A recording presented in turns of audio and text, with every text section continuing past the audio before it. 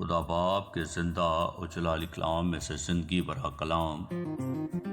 متی کی انجیل اس کا دوسرا باب 1 سے 23 آیت مبارکہ تک۔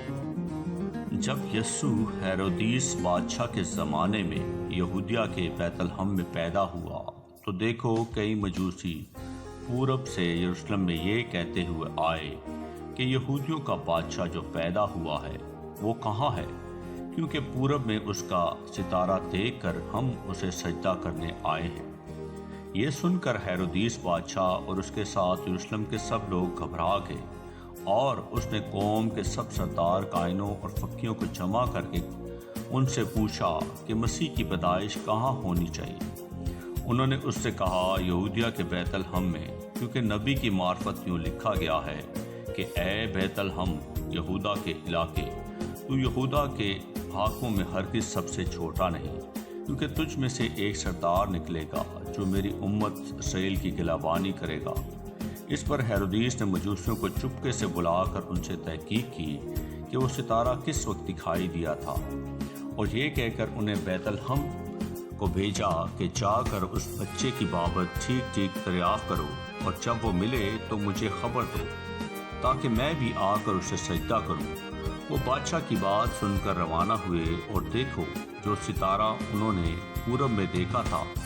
وہ ان کے آگے آگے چلا، یہاں تک کہ اس جگہ کے اوپر جا کر ٹھہر گیا جہاں وہ بچہ تھا۔ اس ستارے کو دیکھ کر نہایت خوش ہوئے، اور اس گھر میں پہنچ کر بچے کو اس کی ماں مریم کے پاس دیکھا، اور اس کے آگے گر کر سجدہ کیا، اور اپنے ڈبے کھول کر سونا اور لبان اور مر اس کو نظر کیا، اور ہیرودیس کے پاس پھر نہ جانے کی ہدایت خواب میں پا کر دوسری رات سے اپنے ملک کو روانہ ہوئے۔ جب وہ روانہ ہو گئے تو دیکھو خداوند کے فرشتہ نے یوسف کو خواب میں دکھائی دے کر کہا، اٹھ، بچے اور اس کی ماں کو ساتھ لے کر مصر کو بھاگ جا، اور جب تک میں تجھ سے نہ کہوں وہیں رہنا، کیونکہ ہیرودیس اس بچے کو تلاش کرنے کو ہے تاکہ اسے ہلاک کرے۔ بس وہ اٹھا اور رات کے وقت بچے اور اس کی ماں کو ساتھ لے کر مصر کو روانہ ہو گیا، اور ہیرودیس کے مرنے تک وہی رہا، تاکہ جو خداوند نے نبی کی معرفت کہا تھا وہ پورا ہو کہ مصر سے میں نے اپنے بیٹے کو بلایا۔ جب ہیرودیس نے دیکھا کہ مجوسیوں نے میرے ساتھ ہنسی کی تو نہایت غصے ہوا،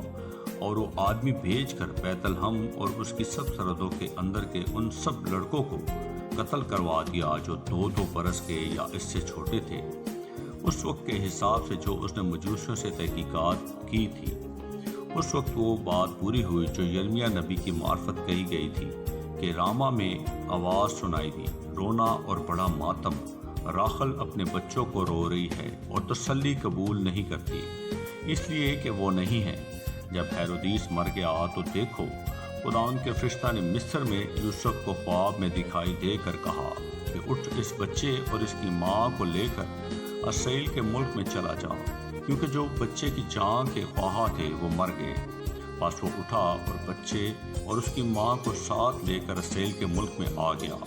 مگر جب سنا کہ ارخلاؤس اپنے باپ ہیرودیس کی جگہ یہودیہ میں بادشاہی کرتا ہے تو وہاں جانے سے ڈرا، اور بعد میں ہدایت پا کر گلیل کے علاقے کو روانہ ہو گیا،